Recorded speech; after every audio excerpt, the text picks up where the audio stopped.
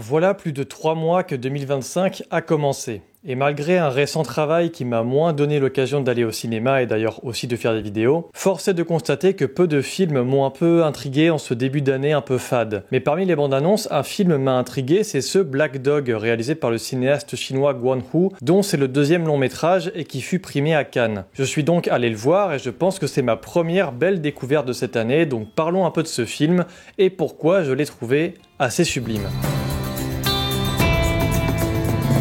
Le film se déroule dans une zone rurale chinoise, au cœur d'un petit village planté près du désert de Gobi. Lang, notre personnage principal, vient de sortir de prison pour homicide et rejoint son village natal. Là-bas, tout le monde a déserté, la ville est presque fantôme. Les autorités prétendent que ce sont à cause des chiens sauvages, enragés, qui font fuir les gens et empêchent le bon développement urbain de la ville. Les patrouilles locales s'organisent pour traquer les chiens errants et les emprisonner, voire les tuer. Lang est embauché là-bas, mais il va très vite se nouer d'amitié avec l'un de ces chiens errants, ce qui va lui causer pas mal de problèmes. L'intrigue pourrait s'arrêter là, car le film aborde un premier aspect formel que j'aime beaucoup, c'est que son pitch principal n'est qu'un prétexte pour filmer avant tout une situation précise, sociale, humaine et géographique. Le cinéaste choisit de commencer son film par un brillant plan faisant directement référence au western. Les couleurs sont grisâtres avec un léger grain et on sent le vent et le froid traverser le plan. S'ensuivent pendant 1h45 beaucoup de plans panoramiques où la caméra choisit de faire défiler des séquences en n'oubliant jamais de filmer le village et d'éveiller un certain contraste. En même temps, on se dit que l'image est léchée et magnifique,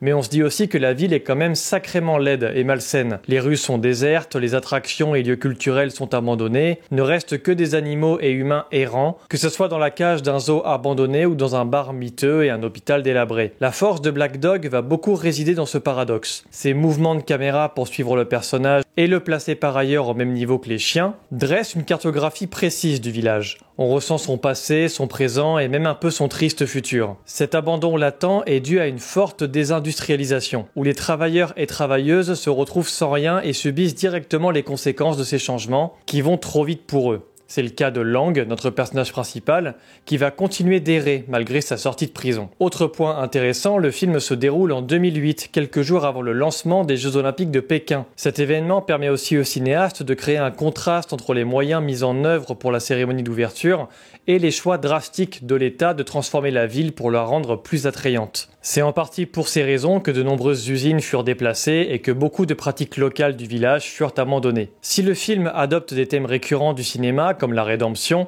il évite tout écueil en s'éloignant d'un récit linéaire et narratif pour laisser place à davantage de poésie et même de burlesque. Quasi muet, Lang montre d'abord un certain côté très sombre et violent avant d'afficher beaucoup de tendresse mais aussi de maladresse dans son virilisme. La figure du chien errant s'affiche alors un peu comme un miroir face à lui. D'abord violent et méfiant, un lien se forme très rapidement entre eux deux, plein d'empathie mais rien dans le film ne présuppose ce lien. En gros, le film évite de sombrer dans le sentimentalisme et n'oublie pas les conditions qui entourent les deux personnages. Cette amitié ne naît pas de nulle part et ce n'est pas une ode naïve aux animaux. Il y a un côté très matériel au traitement subi, qu'il s'agisse du zoo mais aussi du cirque, pratique culturelle qui faisait la joie de ce village il y a encore quelques années. Par ailleurs, on apprend dans le film que Lang était très admiré et était même une star locale d'un groupe qui a fini par laisser tomber au vu des conditions qui se dégradaient et de la nécessité de trouver du travail ailleurs. Si on veut aller un peu plus loin, on pourrait se dire que Black Dog montre comment aussi la destruction culturelle accentue la misère, les conditions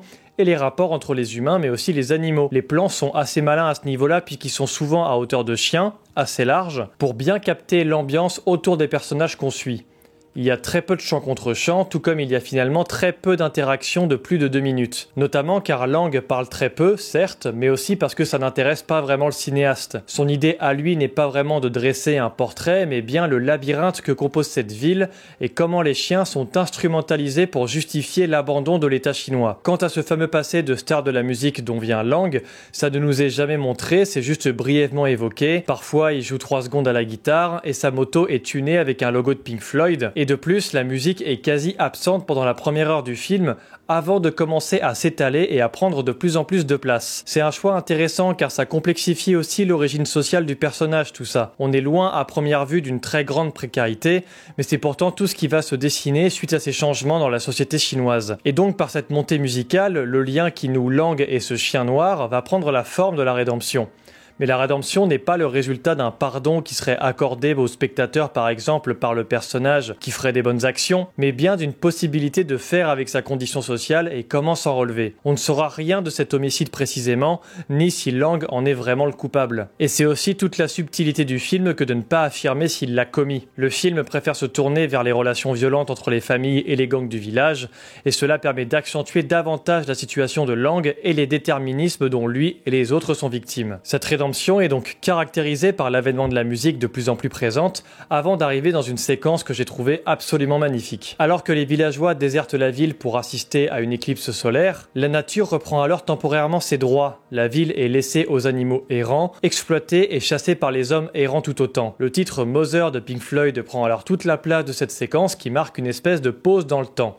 Alors je pourrais dire que c'est beaucoup trop facile d'utiliser l'un des plus grands morceaux de rock de tous les temps, mais son utilisation me paraît très fine dans le film. Une autre pause apparaît d'ailleurs plus tard où Lang et son chien traversent une nuée de chiens sauvages dans la pampa. Et comme un arrêt dans le temps, la moto suit aussi le chemin avec ces animaux qui l'observent sans réagir et la musique prend là encore le dessus. Il y a une vraie dimension spirituelle un peu dans ces séquences. Et Gwon-woo joue magnifiquement avec l'utilisation de la musique et sa mise en scène est vraiment hantée par le deuil et la culpabilité. De par son personnage quasi muet et par son amitié avec ce chien qui devient très vite son seul repère. Après 1h30 de plans très beaux mais très crus de cette ville quasi fantôme, les plans s'élèvent, ils cadrent de plus en plus haut dans les montagnes, fait apparaître une sublime séquence entre Lang et une employée d'un cirque qui montre à elle seule la difficulté de vivre aussi dans ce genre de pratiques culturelles divertissantes, et enfin la mise en scène se rapproche de plus en plus de Lang et le suit dans son parcours à moto. Après l'errance vient la tentative de vouloir repartir, tout en oubliant que son avenir est aussi déterminé par sa condition et par son lien avec le chien qui va aussi d'une certaine manière continuer de le suivre. C'est une sorte de fin qui dit la vie continue et c'est un message qui est plein de niaiseries, mais ici ça parvient à toucher de par son silence qui a parcouru tout le film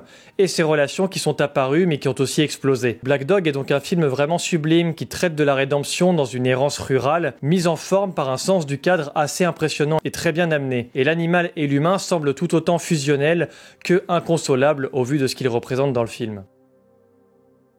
Voilà, c'est la fin de cette petite critique, j'espère qu'elle vous aura plu et qu'elle vous aura donné envie d'aller voir le film. N'hésitez pas en tout cas à la partager si elle vous a plu et à vous abonner à la chaîne, et on se retrouve très vite pour de prochaines vidéos. Ciao!